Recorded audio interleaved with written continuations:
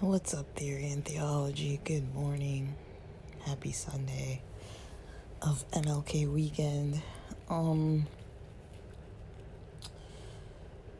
wanted to talk a bit about,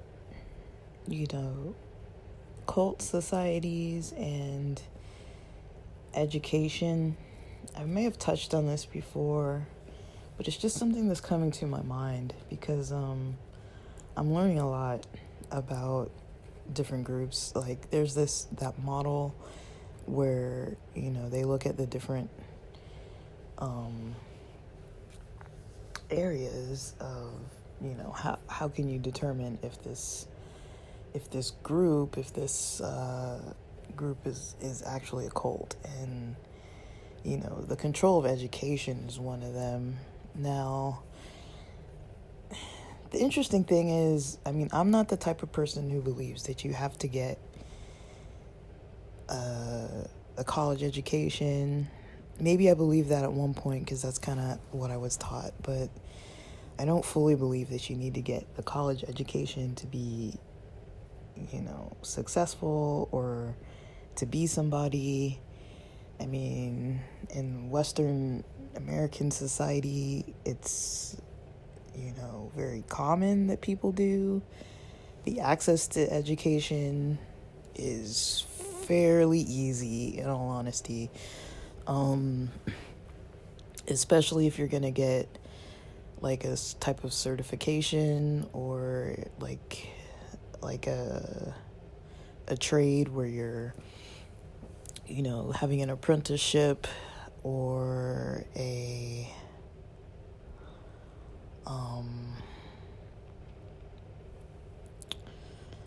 like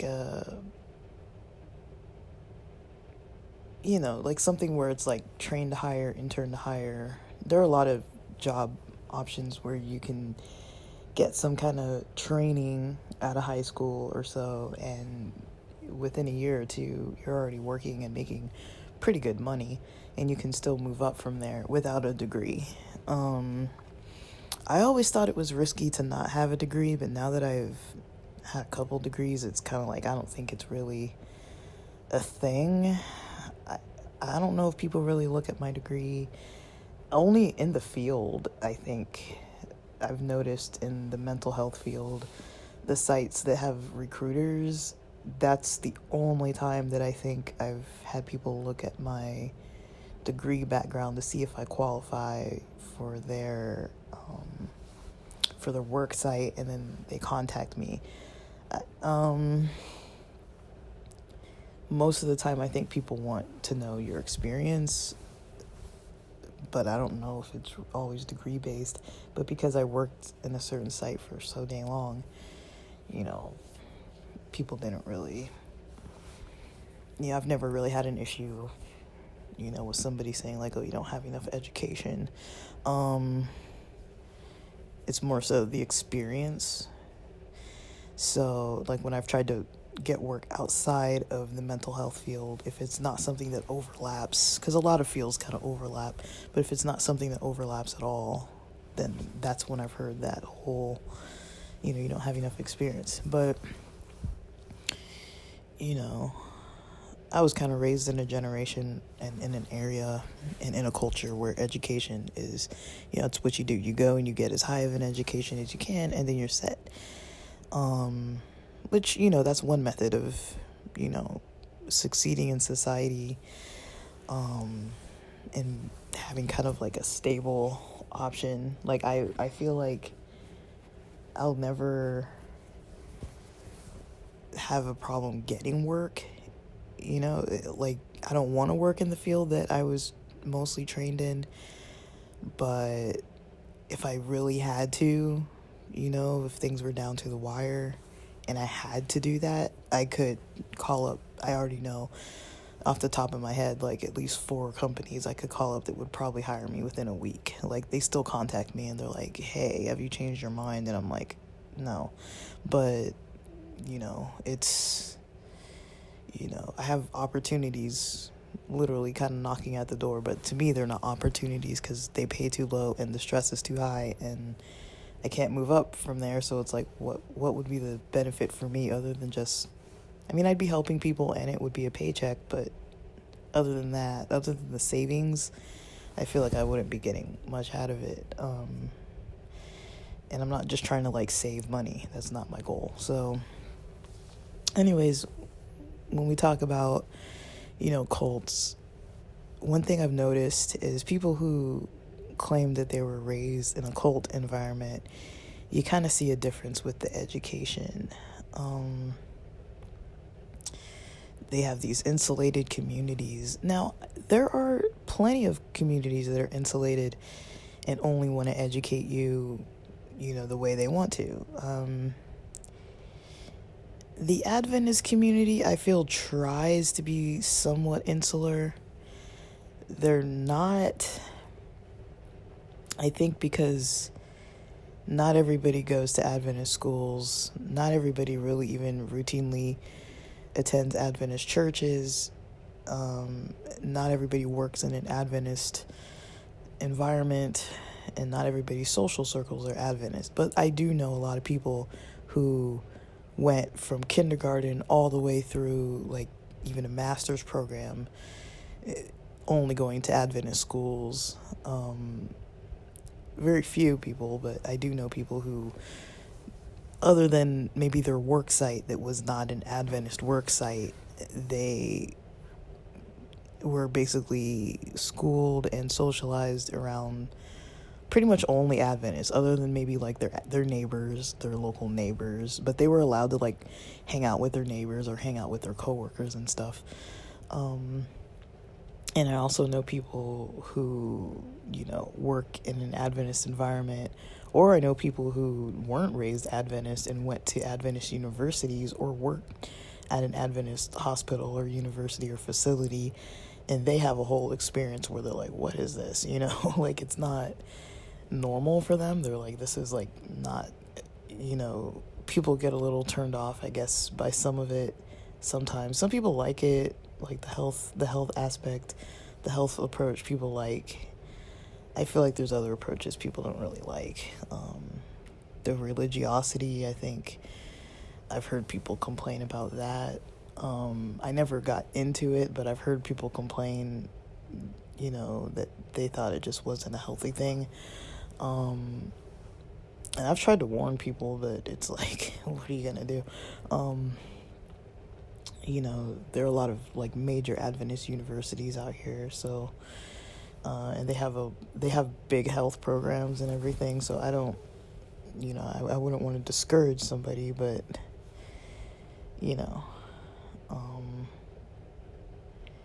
I remember one of the applications I filled out way back when I was applying to grad schools, and they said like, are you gonna abide by the rules of like, I can't remember exactly, but like basically like not doing drugs or drinking alcohol and that kind of stuff. And I was just like, no, I'm not gonna do that. Like, I can't remember there was like a little list. It wasn't like a whole lot of stuff, but it was like maybe 4 things that they were like, are you gonna, do you vow to not do these things or something? It was part of the freaking application, and I was like, no, I'm not gonna promise that I'm not gonna go to college and never drink or whatever. Like, I wasn't even drinking at the time, like at all, really. So I was, but I was just like, I'm not gonna say that because I can't determine what I'm gonna do over like a 4+ year period. It would have been probably 5 years, and I didn't go there. I don't know if I paid or didn't pay the application fee, or because I don't remember getting a rejection letter specifically, but I never went there anyways, and I'm glad I didn't go there. I made a better choice with where I did go to grad school. I had fun, and I don't think I drank at grad school from what I remember. But anyways, maybe once. I really don't remember. Like, I don't think I really started drinking at all till I moved to San Diego. To my recollection, like I'd had drinks before, or maybe sips of them. I don't think I'd ever gone to a restaurant and like purchased like a bottle or got like a pint or like a pitcher or like anything. a shot, like nothing like that. Um, I really don't think I ever did. Um, to my knowledge. I mean, I know I tasted alcohol and had it, but it wasn't very regular. Probably like at most like once or twice a year. Tasted something. I know there was like a wedding. Some of my older friends got married. I think I tasted a Long Island at one of their weddings. And then there was another place where I tasted, I'm pretty sure I tasted whiskey at somebody's house once. And I'm pretty sure I had these friends who had these like family house parties every like Saturday night, and they would just have music and dancing, and there'd be like a little taco stand where somebody was like grilling up stuff in the corner, and they would rent out this person. They'd always have these little house parties for their family gatherings like almost every weekend, and they would usually have alcohol there, and I'm pretty sure I've like tasted some of the alcohol or whatever, but I was never really into that kind of stuff. And I was at a time. I'm really not into alcohol anymore. I'm too old. I feel like my body just can't handle it, so I don't even bother. But yeah, like I was just kind of like, why are you gonna say on this application like you can't drink?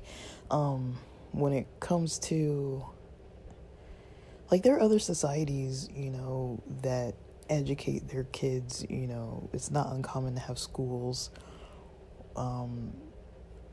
The Adventist world does have boarding academies. And, kids go there, they graduate high school there, and, they're kind of isolated out from other places. And then there are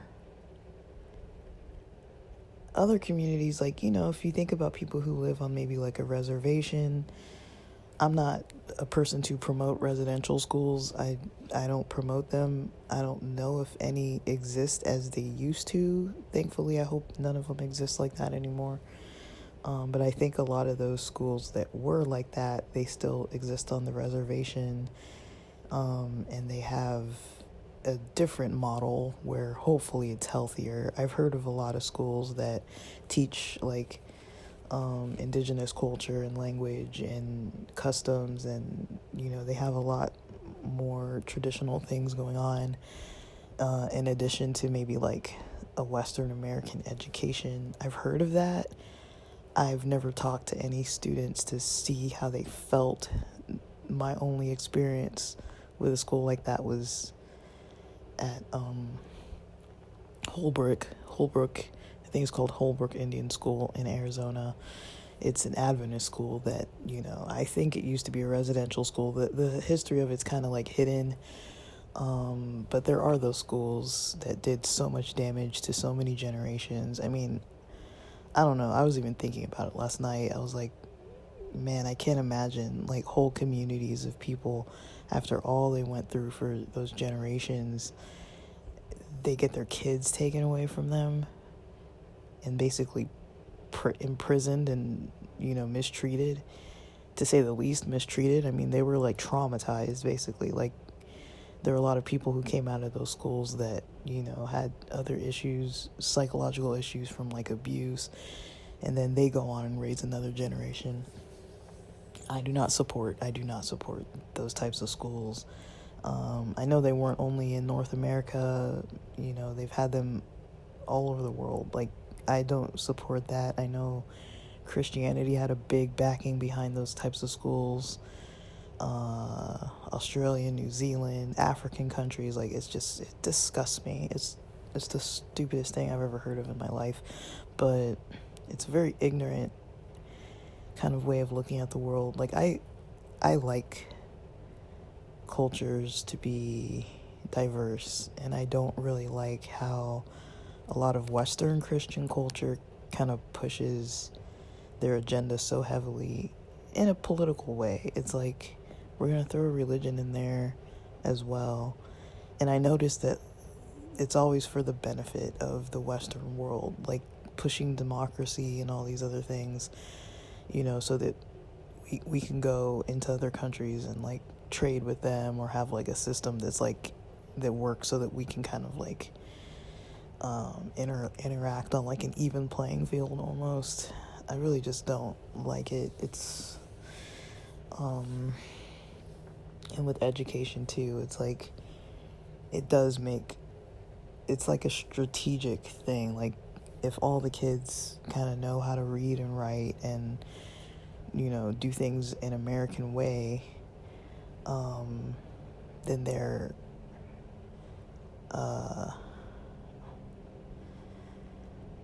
they're basically gonna be in society in a way that like the Westerners can like appreciate more, and not have to be like, oh, there's this other culture that we kind of don't see eye to eye with, or don't really do things the same, and in a way it's like getting in their way. So they make a whole system, so it's like, well, now you can do things our way because we've basically forced you to, phased out your languages, phased out your traditions and your cultures, like literally beat it out of people to the point where, they don't do that anymore. But I would almost consider that a form of a cult, even though people wouldn't look at it that way, but it's like, you're being forced almost the opposite direction. Instead of forced to stay in your culture, you're forced to get into a different culture. I was listening to this Navajo code talker last night. Let me see what the channel is on YouTube. I might not be able to find it. It might be like deeply embedded in my history. I was watching a lot of stuff yesterday.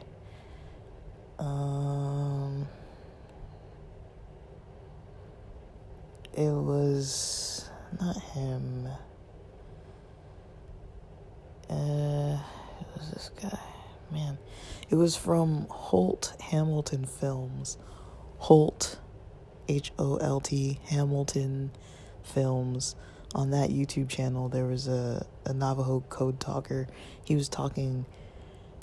He had been a Navajo code talker in World War II, and he was talking about his experience when he first went to a residential school. He said he did not understand a word, and it took a while until some of the female cousins were able to kind of understand first.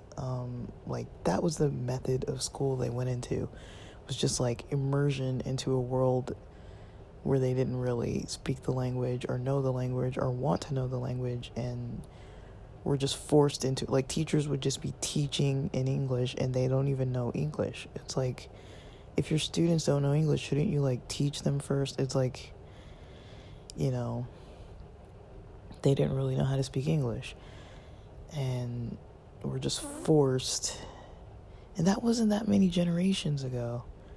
That's like, what, like the 1920s or something? Like, it's not that long ago.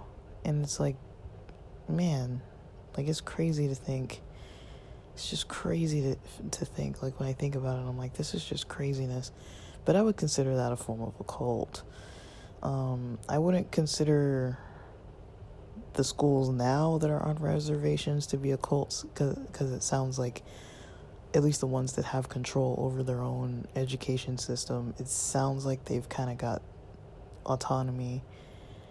I'm not 100% sure, because I don't know all the cultures or all the schools, but from what I've heard, it sounds maybe better. But I don't know. It's kind of just interesting. The Western school system anyways is very brainwashy. If you think of the kind of stuff that we all learn, like, I like history. I learned to like history on my own personally, because once I started studying history, I think the first book I read was Howard Zinn's People's History of the United States. Like, I used to like have a little book list and music list in this little notebook that I used to write down whenever I'd hear like a song. This was like back before like SoundCloud and all that, and I'd be out somewhere and I'd hear a song or like see a title of a movie or the name of a book or something. And I remember watching Good Will Hunting, and I used to watch that. I watched that movie quite a few times, and he was talking, when Matt Damon mentioned like a people's history of the United States, and I was just like, oh yeah. I put that on my list, and eventually I went into that book, and when I saw how thick it was, I was like, whoa, this is like even thicker than all my history books have ever been. And then I started reading it, and I was like, holy crap, like, this is intense, and I was like, we never learned any of this in school. Like, that is United States history, and we didn't learn any of it. Like, we learned about all these like Caucasian people and their role in the world and what they did, all the presidents and different wars and different, things that they said were important. And I'm like, okay, meanwhile in the background all this is going on. And like I was outraged by it, and I was like, I feel like I got gypped of an education, like, and it made me start to question every field in education. I was like, well, what else are we not being told? What are they not telling me in my elective psychology class? What are they not, in math, we don't even learn like the history of the math. We just start doing math. It's like, what are they not telling us about this? What are they not telling us? And I always went into a mindset, so when I started going to college, that's kind of how I kind of saw things. I was just like, what's behind all this, and what are you not telling me? I was very, skeptical of everything from that point, and I think to my own benefit, I could see that like sometimes, different books and things were trying to like sway you. That definitely happens in high school. College, I'd say yes, but maybe a little less, because you can do research papers and you can do lit reviews and find alternative approaches. That's up to you. You might have a teacher that you kind of have to know what your teacher wants you to write. You can't like go off the beaten path too far and start like, protesting every single theory. Like if it's an anthropology class, I can't like use like Graham Hancock's,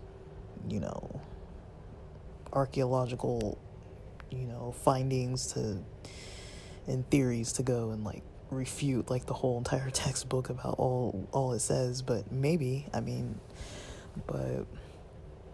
you could throw in a couple of resources, but you can't just be like, this is a lie, this whole class is a lie. But I think the professor would probably fail you, depending. Some professors are open-minded and just want you to write a good paper and back yourself up. Other professors are very egotistical, and they'll be like, this is not the way I taught this class, and you're not allowed to really have an approach that's different from like the mainstream. But definitely in high school, unless you have those teachers that are kind of like out there, you usually only get taught the same thing. Like somebody brought this up to me, that like McGraw-Hill, and like when you look at your textbooks, most of your main textbooks, math, reading, everything, English, it's all from like the same publishing companies. Is that not weird? Is that not like strange? Like there are plenty of other companies out there. I'm not talking about the side material that you read from like Penguin or whatever, or HarperCollins or whatever, but there's all your textbooks pretty much are from the same company. And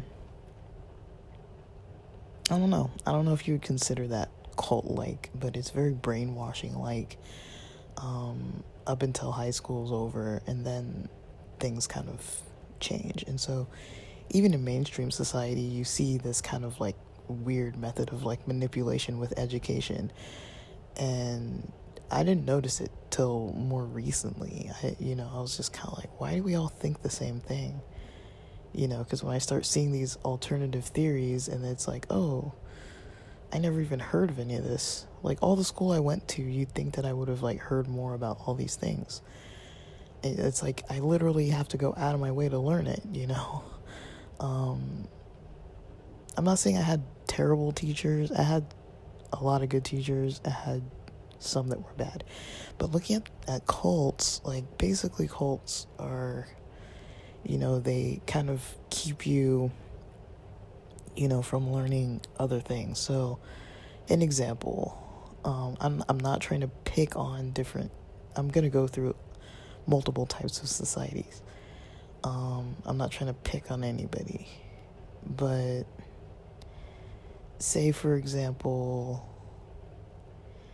in the Catholic movie, The Devil's Playground, not the Amish one, not the Amish documentary, the Catholic movie that took place in, I don't remember, the 70s or something. I can't remember when it was made, but it's a pretty old movie, and it has, you know, follows this one kid.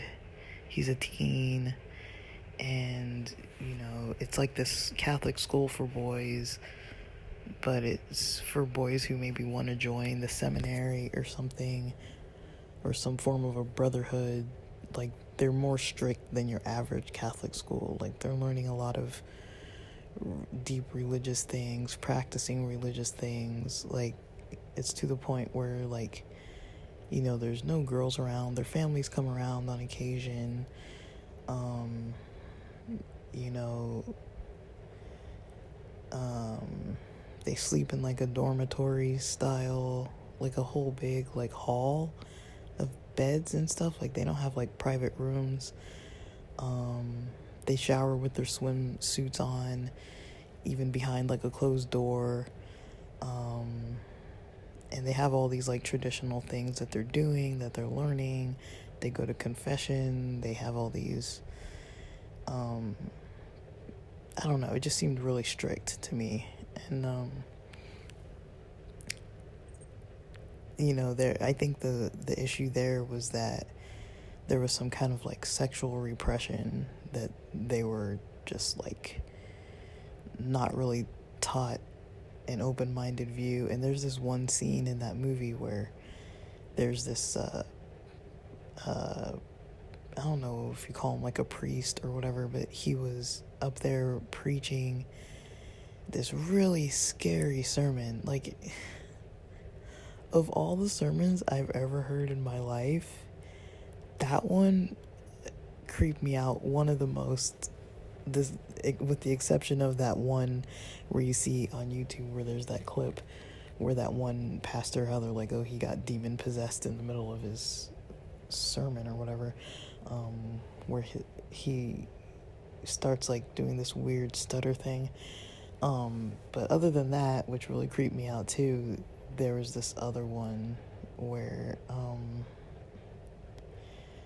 yeah, that in that movie, that pastor or priest was just talking about, like, all these levels of hell and stuff, and, like, trying to, like, scare people into, like, not being sexual, basically, at all, ever, because I guess that's the belief that they have to try to train themselves into. And, you know, I think that was probably one of the reasons why that kid, the main, well, spoiler, but the main character was, like, a bedwetter.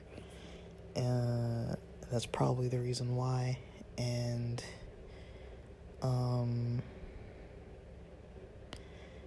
you know, there were some other people getting involved in these, like, you know, secret society rituals and all this kind of stuff that were, like, dangerous, where they were, like, harming themselves and stuff.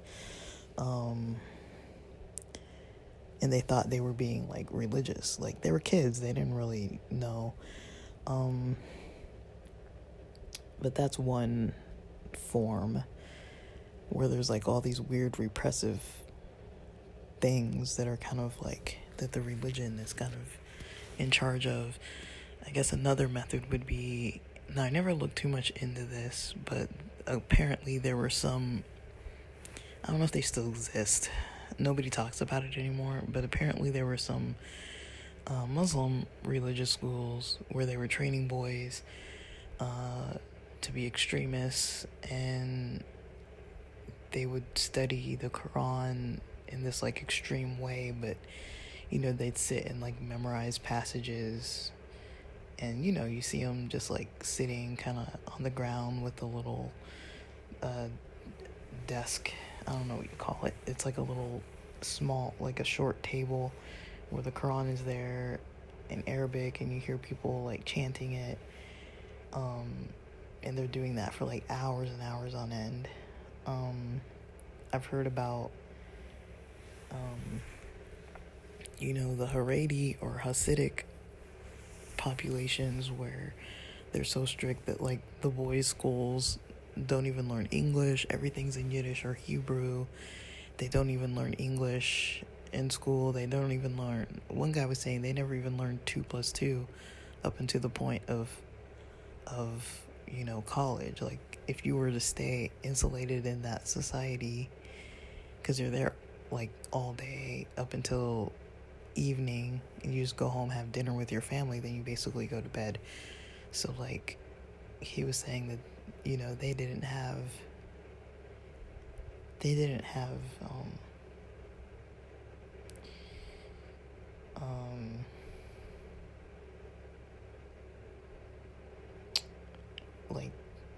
like the girls, in their school, they had some secular education, they learned English, reading, math, like basic subjects, and then they'd learn, half of their studies would be religious, but it wasn't religious text. It was more like orally learning the religious values, versus the boys. It was very text driven and like writing and reading, but it was not in English. They didn't learn in English. They weren't taught in English. They didn't write in English. They didn't read in English. And unless they had sisters or learned on their own, outside of that, like some people said that like, their family maybe like converted into that, and so they had like an outside approach where it's like, oh, their parents went to school in a different way, or maybe in their household, they probably maybe spoke English at home or Yiddish at home or something, but they had some kind of access to other education versus the people who didn't, they didn't have any access to anything else. And they, there were people who like, couldn't really do much about that, or like the Amish communities where you only go up to 8th grade. It sounds like you are learning like basic math, reading, writing, but you don't start learning English. You learn Pennsylvania Dutch in the household, then you don't start learning English till kindergarten, which you're maybe like 5 or 6 years old or so, and you use that in school.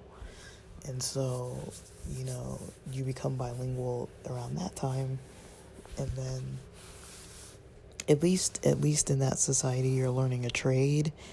So, even if you don't know how to use technology very well, or if you don't have access to it, or, at least you know, like basic reading, writing, math, English. But the way I'm seeing it is like a lot of these insulated communities try to keep you in. It's like, even if you wanted to leave, like, how do you leave a society when you don't even know the language? You don't even know how to survive in the outside world. Like, unless you have like a lead or a plug of somebody to kind of help you out, like, how are you gonna know anything? Like, how are you gonna rent an apartment? Where are you gonna live? How are you gonna pay for food, like afford food? How are you gonna work if you don't know anything, but religious information, and the Amish, to my understanding, they're not even necessarily like heavily studying Amish material, like Amish religious material. Like, they're kind of taught almost like, don't study too much about it. They're kind of almost like, which was something that surprised me, that they're taught to kind of like refrain a little bit from getting like they're not like overly studying the Bible, even though I think their Bible's in German.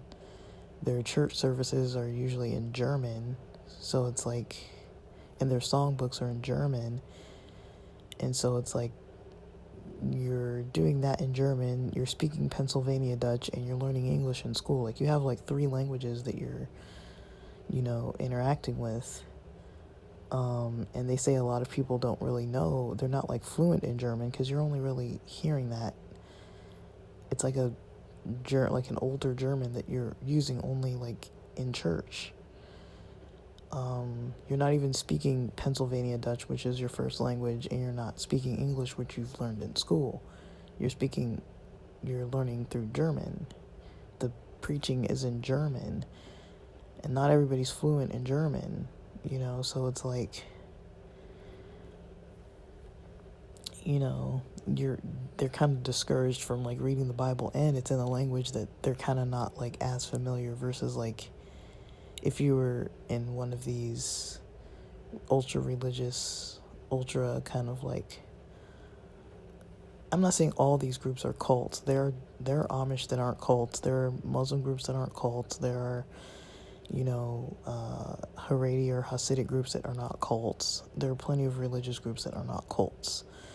But you see these kind of cults popping up, and you kind of have to question, like, why are they doing it so strict to a point where, like, people can't even leave? Like, even if you wanted to leave, a lot of people, like, in the Amish culture, some groups don't even have, like, social security cards, all that kind of, like, identification and all that kind of stuff. And so it's like, how are you going to, like, rent anything? How are you going to do anything? You don't have an ID. How do you get an ID without a social security card or a birth certificate or anything like that? So it's like, you really, those things cost money. You have to know where to go to get them. You have to know how to fill out the paperwork. You have to have a place to, like, get it delivered or something, You have to wait for it. It's not like it happens overnight. It's a difficult process. And so, even if you did want to leave on the spot, you'd have to get hired under the table. Like with the Amish, at least they have a lot of skills.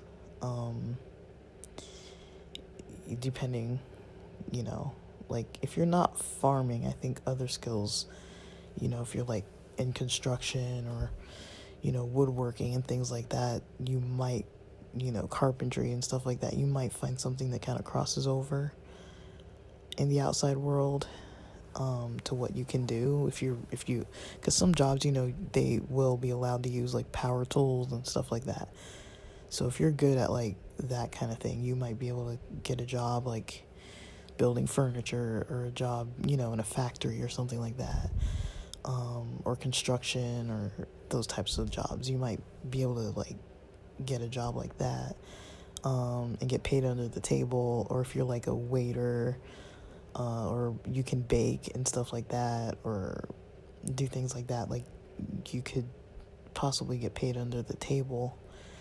I don't really know about like farming and things like that. If you could leave and work for a different farm, maybe. I mean, those are skills. They are hard skills.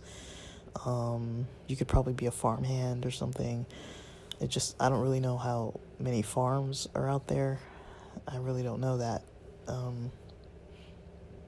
But there are ways that you could probably make it work, but you'd have to be getting paid under the table and like kind of learn how to make it work. With the Haredi or Hasidic people, if they hadn't learned English,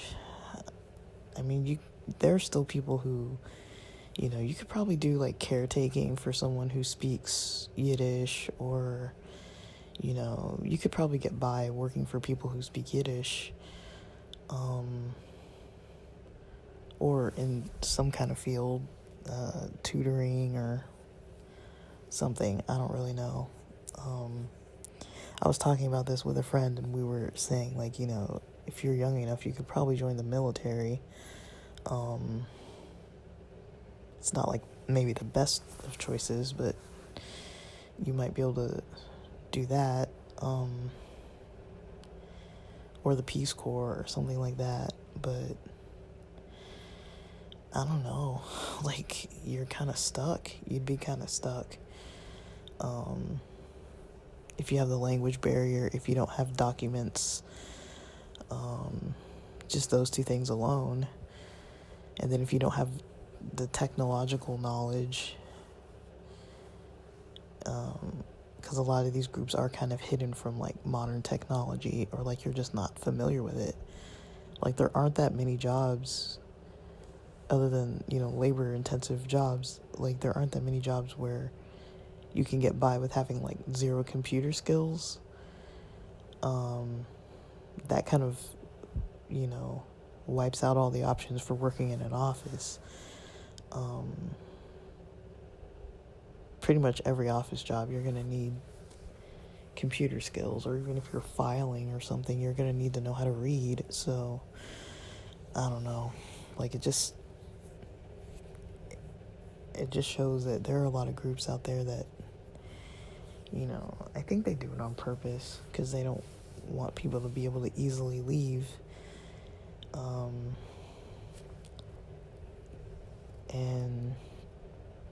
And of course, if they think that their method is the best method, like, why are you going to spend your energy learning all this other stuff?